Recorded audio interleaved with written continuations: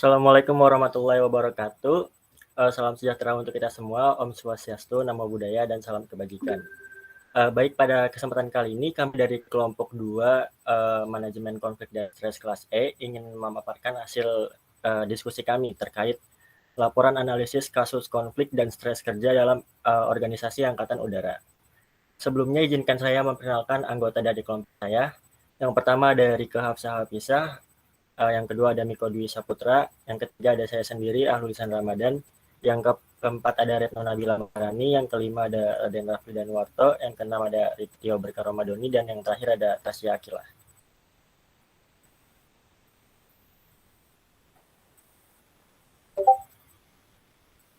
Oke, yang pertama kita masuk ke sejarah dan profil dari organisasi Pia Ardhya Garini. Pia Ardhya Garini merupakan singkatan dari Persatuan Istri Anggota TNI Angkatan Udara yang selanjutnya disebut Pia Ardhya Garini. Didirikan di Bandung pada tanggal 25 November tahun 1956, istri prajurit TNI Angkatan Udara harus membantu TNI Angkatan Udara dalam menyukseskan tugasnya baik sebagai kekuatan pertahanan maupun sebagai komponen pembangunan bangsa untuk mencapai cita-cita bangsa Indonesia. Sampai dengan saat ini, Pia Ardhya Garini telah membantu Kepala Staf TNI Angkatan Udara dalam pembinaan istri prajurit dan keluarganya, khususnya di bidang mental fisik, kesejahteraan, dan moral. Tugas lainnya adalah mendukung kebijaksanaan pimpinan TNI Angkatan Udara dengan membina dan mengerahkan perjuangan istri anggota TNI Angkatan Udara, menciptakan rasa persaudaraan dan kekeluargaan, rasa persatuan dan kesatuan, serta kesadaran nasional. Next. Selanjutnya kita masuk ke tujuan dibentuknya Pia Ardhya Garini. Untuk tujuan yang pertama yaitu ikut serta mewujudkan masyarakat Indonesia yang adil dan makmur, baik material maupun spiritual berdasarkan Pancasila dan Undang-Undang Dasar 1945. Tujuan yang kedua yaitu meningkatkan peran wanita Indonesia melalui pengembangan kualitas sumber daya manusia dan kemandirian dalam segala bidang.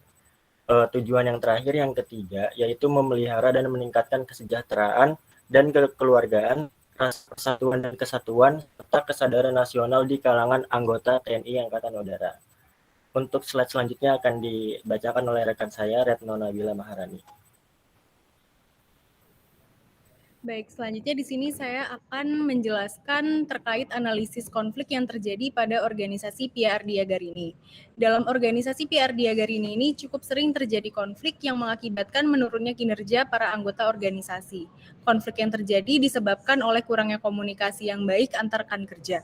Selain itu, organisasi Pia Ardhya Garini masih belum memiliki job description dan SOP yang jelas, sehingga beberapa karyawan mengalami tingkat stres yang cukup tinggi. Tingkat stres ini juga semakin meningkat karena jam kerja yang menjadi tidak sesuai dengan yang seharusnya. Dalam organisasi tersebut, hampir setiap hari mengalami konflik dikarenakan semua kegiatan administrasi yang dilakukan setiap harinya dikerjakan oleh orang-orang yang belum paham dengan tugas yang diberikan. Next.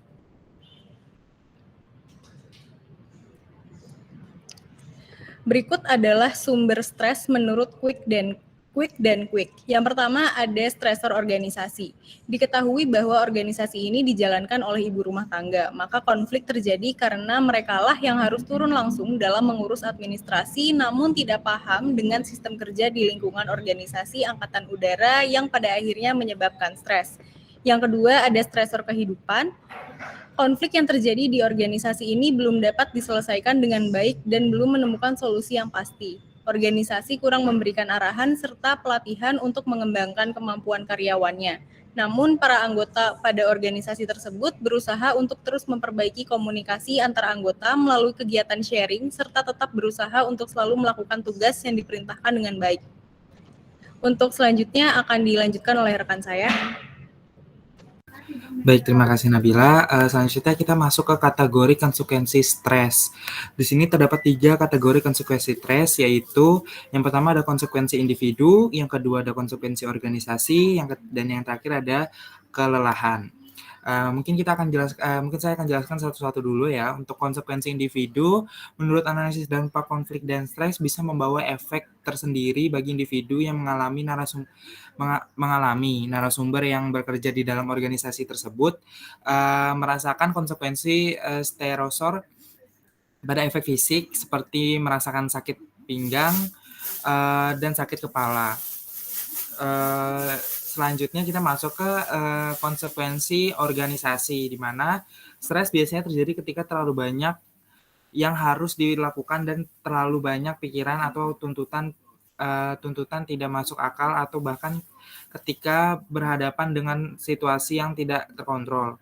Hal ini menyebabkan penurunan produktivitas dan efisiensi karyawan terhadap sebagai hasilnya meningkatkan kecelakaan kerja. Dan yang terakhir ada kelelahan, di mana merupakan salah satu bentuk stresor yang ditunjukkan melalui beberapa tanda fisik. Selanjutnya kita masuk ke 4 hal umum stresor organisasi, di mana ada tuntutan tugas, yang kedua ada tuntutan fisik, yang ketiga ada tuntutan peran, yang keempat ada tuntutan antar pribadi atau interpersonal. Di sini kita akan jelaskan satu persatu. Yang pertama itu tuntutan tugas, di mana menjadi stresor terkait dengan pekerjaan tentu yang dilakukan seorang.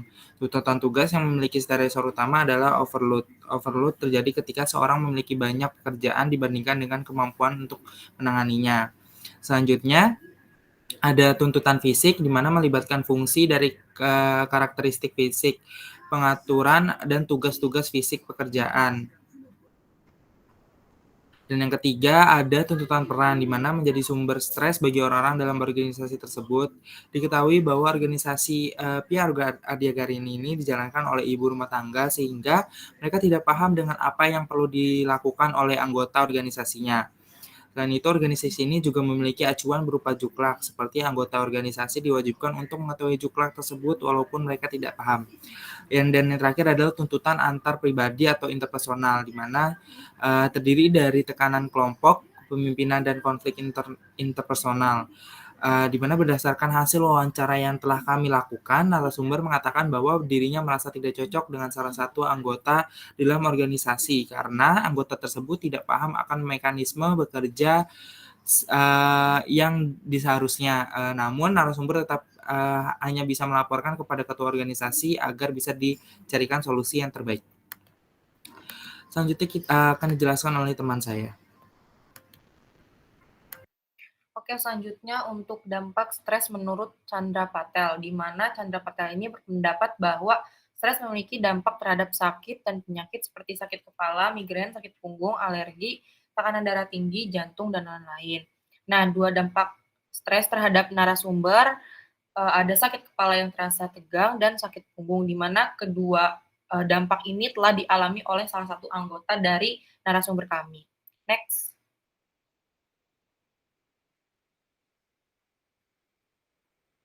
Selanjutnya ada model manajemen konflik yang dipakai dalam penyelesaian konflik. Hal yang harus dilakukan dalam mengelola konflik itu ada 3 tahapan. Yang pertama itu perencanaan analisis konflik. Pada tahapan ini kami melakukan identifikasi konflik yang terjadi dalam organisasi, seperti penyebab konflik yang terjadi karena ketidakpahaman atas apa yang harus dikerjakan oleh karyawan di dalam organisasi, sehingga pihak perusahaan membuat acuan atau petunjuk, yaitu juklak. Yang kedua itu ada pelaksanaan, di mana tahap ini organisasi melakukan upaya pengurangan konflik, yaitu dengan cara reduce, di mana organisasi Pia Ardia Garini ini memiliki acuan dalam melakukan dan menulis surat dalam kegiatan administrasi dengan membuat juklak atau petunjuk pelaksanaan. Dan yang terakhir yaitu melakukan evaluasi. Pada tahap ini dilakukannya evaluasi gimana cara pengurangan konflik berhasil untuk mencapai rekonsiliasi dan menciptakan perdamaian antara kedua belah pihak dan mencapai kedamaian. Lalu manajemen konflik ini juga yang digunakan yaitu menggunakan pengurangan atau reduce dalam konflik organisasi, di mana Pia Ardia Garini memiliki acuan dalam melakukan dan menulis surat dalam kegiatan administrasi yang disebut dengan juklak. Acuan tersebut digunakan baik anggota organisasi tersebut paham atau tidaknya atas pengurusan administrasi. Juklak tersebut juga bersifat wajib diketahui oleh anggota organisasi dalam mengurus semua kegiatan administrasi dalam organisasi. Next. Selanjutnya akan dijelaskan oleh rekan saya.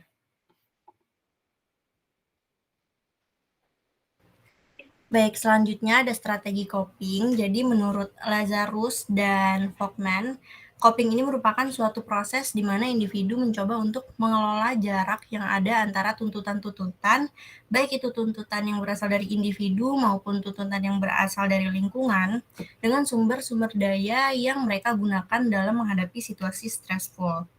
Nah, terdapat dua bentuk coping, yaitu yang berorientasi pada permasalahan atau yang namanya problem focused coping, dan yang kedua yang berorientasi pada emosi atau emotion focused coping. Nah, yang pertama, untuk yang berorientasi pada permasalahan ini merupakan strategi kognitif dalam penanganan stres yang dilakukan oleh individu yang menghadapi masalahnya dan berusaha menyelesaikannya. Nah, terdapat beberapa aspek strategi coping dalam problem focused coping, antara lain yang pertama keaktifan diri, yang kedua perencanaan, terus ada kontrol diri, dan dukungan sosial instrumental. Nah, untuk bentuk coping yang kedua atau emotion focused coping, yaitu adalah istilah Lazarus untuk strategi penanganan stres, di mana individu ini memberikan respon terhadap situasi stres dengan cara emosional, terutama dengan menggunakan penilaian defensif. Nah, emotional focus coping ini juga merupakan strategi yang bersifat internal. Nah, untuk aspek-aspek yang ada di strategi coping ini, antara lain yang pertama dukungan sosial emosional, terus ada interpretasi positif, terus ada penerimaan, penolakan, dan religiositas atau sikap individu yang menenangkan dan menyelesaikan masalah secara keagamaan. Nah, dalam organisasi Pia Ardia Garini ini lebih memfokuskan dalam problem focus coping atau bentuk coping yang berorientasi pada permasalahan, di mana dalam organisasi ini para karyawan itu dapat mengontrol diri dalam mengatasi stres. Selain itu, setiap karyawan saling memberikan dukungan sosial instrumental dengan saling bercerita antara satu dengan yang lainnya. Next. Selanjutnya ada penerapan teknik manajemen stres dalam penyelesaian konflik. Nah, jadi menurut Johan Galtung ada beberapa model resolusi konflik. Yang pertama ada peacemaking, yaitu menciptakan suatu perdamaian pada tahap awal sesegera mungkin sebelum konflik semakin besar. Yang kedua ada peacekeeping, yakni mengimplementasikan perjanjian perdamaian untuk menjaga perdamaian. Yang ketiga ada peace building, yaitu membangun kembali landasan perdamaian yang merupakan proses jangka panjang dan bertahan lama. Next. Selanjutnya akan dilanjutkan oleh rekan saya. Oke, lalu kita akan masuk ke penerapan teknik manajemen stres dalam penyelesaian konflik dari organisasi Angkatan Udara. Dalam konflik yang dialami organisasi Angkatan Udara ini, tahap rekonsiliasi konflik pada organisasi tersebut belum menemukan jalan keluar, yang artinya konflik akan terus terjadi hampir setiap harinya. Namun, para anggota pada organisasi tersebut berusaha untuk terus memperbaiki komunikasi antar anggota melalui kegiatan sharing, serta tetap berusaha untuk selalu melakukan tugas yang diperintahkan dengan baik. Berdasarkan hasil wawancara yang kami dengan narasumber, juga disebutkan belum adanya tahap negosiasi secara jelas yang dilakukan oleh organisasi tersebut.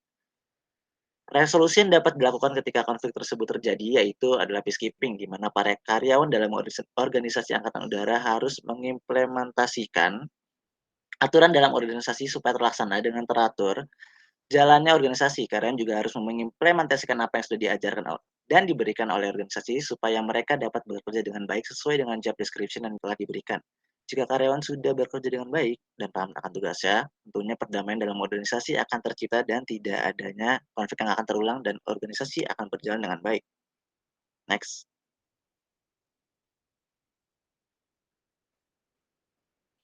Oke, lalu kita ada masuk ke pendekatan teknis dari manajemen stres itu sendiri. Yang pertama adalah pendekatan individual, yaitu dari individual sendiri mereka harus menyelesaikan konflik dalam dirinya. Seorang karyawan yang berusaha sendiri untuk mengurangi stres levelnya, mungkin ini bisa dilakukan dengan banyak hal seperti melakukan hobinya atau mungkin melupakan stres-stres yang telah dilakukannya. Mungkin seperti itu salah satu contohnya. Lalu yang kedua ada pendekatan organisasional. Ini adalah pendekatan dilakukan oleh organisasi dari para karyawan yang mungkin kena stres dan mungkin diberikan sebuah pendekatan tersebut agar nantinya para karyawan tidak lagi merasakan stres tersebut. Strategi yang mungkin digunakan oleh manajemen untuk mengurangi stresnya adalah karyawan bisa melakukan melalui seleksi dan penempatan, dan lalu ada penetapan tujuan, mungkin ada redesign pekerjaan, lalu juga ada pengambilan keputusan, komunikasi organisasional, dan program kesejahteraan. Mungkin slide selanjutnya akan dijelaskan oleh rekan saya.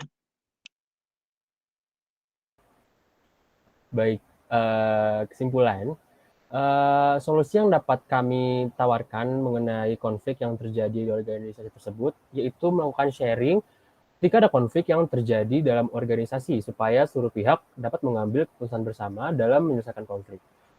Melakukan komunikasi yang baik untuk semua karyawan di dalam organisasi.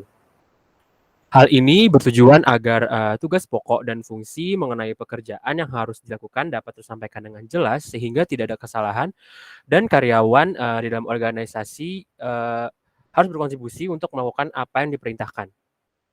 Selain itu, hal yang belum dilakukan organisasi tersebut terkait karyawan yang bekerja yaitu memberikan training atau pelatihan. Training ini bertujuan untuk membantu karyawan dalam mengetahui uraian pekerjaan serta memahami apa yang harus mereka kerjakan. Training ini juga dapat membantu karyawan dalam meningkatkan keterampilan yang dimiliki untuk mencapai standar suatu pekerjaan. Next. Baik, itu saja tugas laporan analisis kasus dan stres kerja dalam organisasi Angkatan Udara. Dari kelompok kami, kurang lebihnya mohon maaf. Wabillahi taufiq wa hidayah. Wassalamualaikum warahmatullahi wabarakatuh.